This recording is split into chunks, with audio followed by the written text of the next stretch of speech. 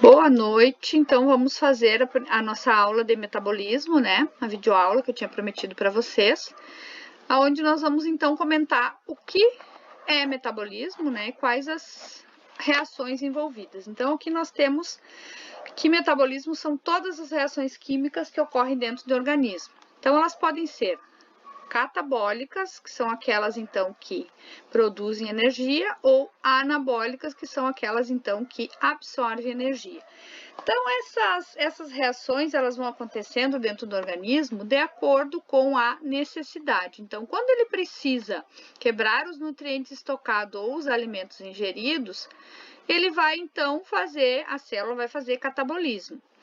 Quando ele tem um suprimento grande de nutrientes, ele vai, ao contrário, né, vai absorver energia e vai, então, montar as moléculas. Aqui nós podemos ter como exemplo, né, aminoácidos sintetizando proteínas, glicose sintetizando glicogênio. E aqui nós poderemos ter, por exemplo, a degradação do glicogênio, liberando glicose e energia, né, a degradação dos ácidos graxos, também produzindo energia. Bom, então, dentro desse tópico, né, metabolismo, nós temos então uma subdivisão, né, que seria reações de síntese ou anabólicas e reações de oxidação ou quebra, ou então chamadas também de catabólicas. Então, todas aquelas reações de síntese, elas vão ocorrer quando tiver nutrientes adequados, né, e também tiver como produzir energia. Porque são reações, então, que vão síntese de proteínas, síntese de glicogênio, síntese de triglicerídeos, síntese de glicose, que vão precisar de energia. Ao contrário das catabólicas, que vão produzir energia, essas aqui, então, precisam receber energia para acontecerem. Por isso, no organismo animal, elas vão acontecer, então, sempre no estado recém-alimentado, ou seja, logo que o animal se alimenta. Por outro lado, as reações de oxidação ou catabólicas, né, vão liberar energia, produzir ATP e vão acontecer muito mais, né, intensamente, no espaço entre as refeições, ou seja, aquele período que o animal não se alimenta. A gente sabe, né, que os animais não têm aquela possibilidade, né, de se alimentar quando eles bem entendem, a menos que a ração fique disponível e que eles tenham o costume de comer aos poucos, mas a maioria, né, recebe alimentação 2 a 3 vezes ao dia, então passa muitas horas, né, aonde vai precisar então oxidar e fazer catabolismo. Aqui nós temos alguns exemplos: glicólise, oxidação da glicose, lipólise, quebra ou oxidação de gordura, são exemplos então de catabolismo.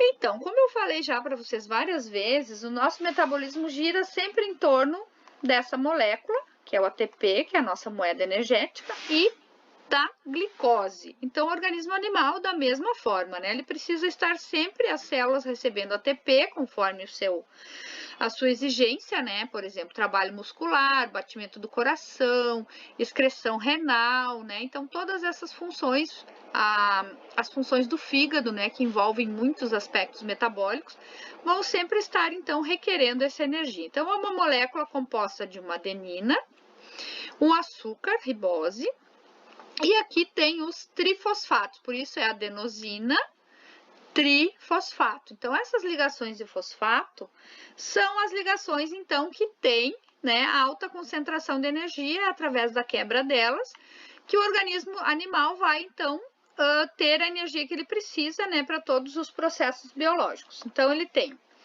3 ligações de alta energia que podem ser utilizadas para o trabalho metabólico.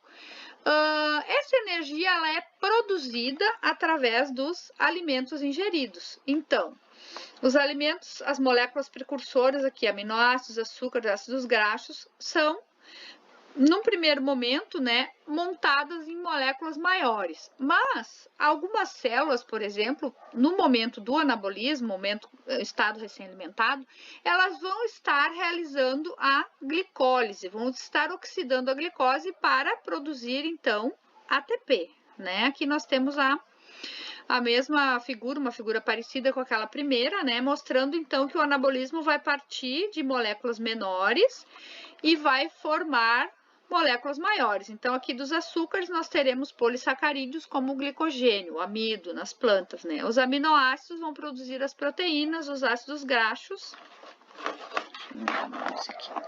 Ácidos graxos vão produzir os lipídios e as bases nitrogenadas, os ácidos nucleicos. Então, toda aquela reposição enzimática, vitaminas, tudo que precisa ser sintetizado tem que ser nesse momento onde tem, então, uma concentração grande de energia, ó, que pode ser usada, o ATP e essas moléculas aqui que nós vamos falar depois, mais adiante delas, não nessa aula, numa outra, né? São transferidoras de energia, então são moléculas que podem ser utilizadas no anabolismo. Por outro lado, quando passar algumas horas do estado de alimentação, né, onde o animal se alimentou, ele vai então degradar, vai quebrar, vai oxidar, né, os seus carboidratos, suas gorduras, as suas proteínas, para produzir, além desses produtos que são de excreção, né, CO2, água e amônia, vindo das proteínas, vai produzir também energia. Então, ele vai produzir ATP. Aqui nós temos, então, processo de catabolismo, degradação, né? Desculpem, vou voltar aqui. A glicose, então, oxidação da glicose gerando ATP, oxidação dos lipídios gerando ATP e liberando energia, né? Então, todos os processos catabólicos são de produção de energia. Por outro lado, a gente tem os processos anabólicos, né, que são de síntese, aminoácidos sintetizando proteínas, glicose sintetizando glicogênio, ácidos graxos sintetizando os triglicerídeos. Então, aqui, para que essas reações anabólicas aconteçam, precisa ocorrer o consumo de energia. Por isso, essas reações ocorrem, então, no estado recém-alimentar. Aqui temos um esquema mostrando a subdivisão. Então, o metabolismo é tudo o que ocorre no organismo animal e humano, né? Durante um dia, vamos dizer assim, né? E segue acontecendo também durante o sono. Então, essas reações de anabolismo e catabolismo, elas vão sofrendo alternância entre as células, né? Algumas células não têm capacidade de fazer anabolismo, outras têm. Então, isso vai depender daquilo que a célula consegue produzir. Por exemplo, o fígado é bem ativo no anabolismo, o músculo também pode produzir o seu próprio glicogênio, né? Então, tem alguns tecidos que são mais ativos e outros que só fazem catabolismo, mas consomem, né? Então, diferenças básicas: anabolismo, reações construtivas endotérmicas que precisam de energia. Catabolismo, reações destrutivas ou exergônicas, exotérmicas também, né, que liberam energia. Então, essas diferenças são bem importantes. A soma de todas as reações químicas que ocorrem nos organismos vivos pode ser uma das definições, né, do metabolismo. Também a soma dos processos anabólicos e catabólicos, né, realizados nas células. As funções, para que servem, então, todas essas reações, todas essas rotas metabólicas, né? Para produção e obtenção de energia, síntese de moléculas vitais ao funcionamento do organismo, como hormônios, enzimas, né, substâncias de reserva, vitaminas, globulinas, que são as proteínas de defesa, para o crescimento e desenvolvimento celular e também para a remoção de produtos de excreção. Então, aqui, de novo, um esquema mostrando, né, as subdivisões. Anabolismo, então, construção de moléculas mais complexas a partir de moléculas mais simples. Então, pega vários aminoácidos, sintetiza uma proteína com consumo de ATP. Catabolismo, então, moléculas mais complexas em moléculas mais simples. Aqui, então, é a degradação, né? Aqui nós podemos citar um exemplo, o glicogênio, né? Formando glicoses. E com essa oxidação ocorre liberação de ATP. Então, catabolismo sempre vai envolver produção de energia e anabolismo, consumo, né? Então, para que possa ocorrer essa construção dessas moléculas, é preciso que ocorra o consumo. Aqui estou dando um exemplo, né, de um coelhinho recém se alimentou, que esses dois processos, anabolismo e catabolismo, podem coexistir no mesmo momento, mas não dentro da mesma célula. Então, o que a gente pode falar dessa figura? Ele está ingerindo alimento, então aqui vamos dizer que quem está fazendo anabolismo agora é o fígado. O que o fígado vai estar fazendo? Os músculos também poderão. Ele vai pegar, então, esses nutrientes após a digestão e vai montar, por exemplo, as moléculas de glicogênio. Enquanto outras células que não têm capacidade de sintetizar glicogênio ou proteínas ou aminoácidos, elas vão estar quebrando então parte dessas moléculas, né, para produzir energia para o seu próprio funcionamento. Por exemplo, o músculo pode estar repondo o seu glicogênio, mas as células renais, as células cardíacas e as células epiteliais vão estar então consumindo, né? As células sanguíneas vão estar fazendo então o catabolismo.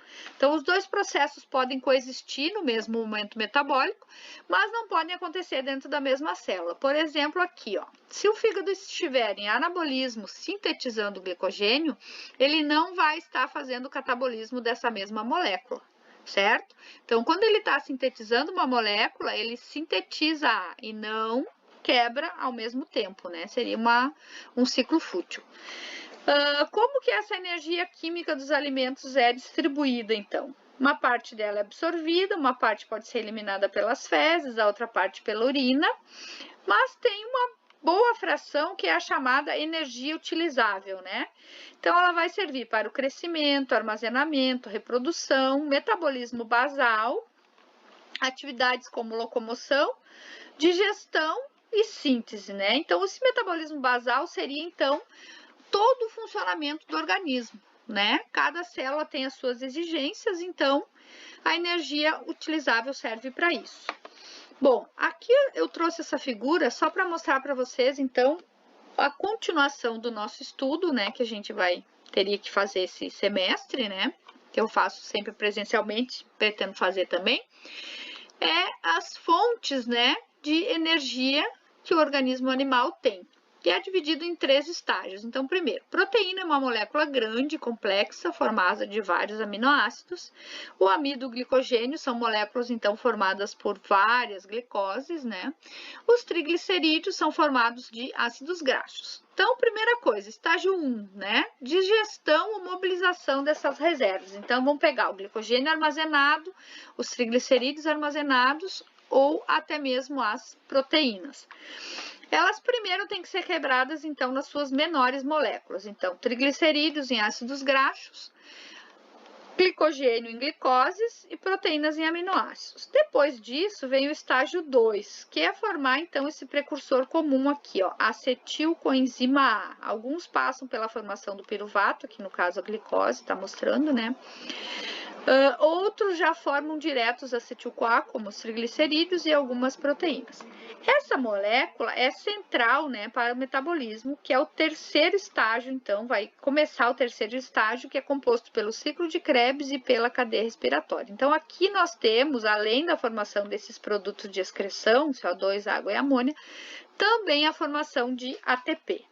Então, todo esse processo estágio 1 e 2 converge para o estágio 3. Então, sem essa finalização, a gente não tem como extrair ATP, né? Produzir ATP a partir das moléculas ingeridas. Então, aqui dando um exemplo para vocês, né? A molécula da glicose, né? Pode ser armazenada como glicogênio, pode formar o açúcar do DNA e o RNA, e pode também ser oxidada formando ATP. Então, no catabolismo, né? Ela é muito utilizada para isso.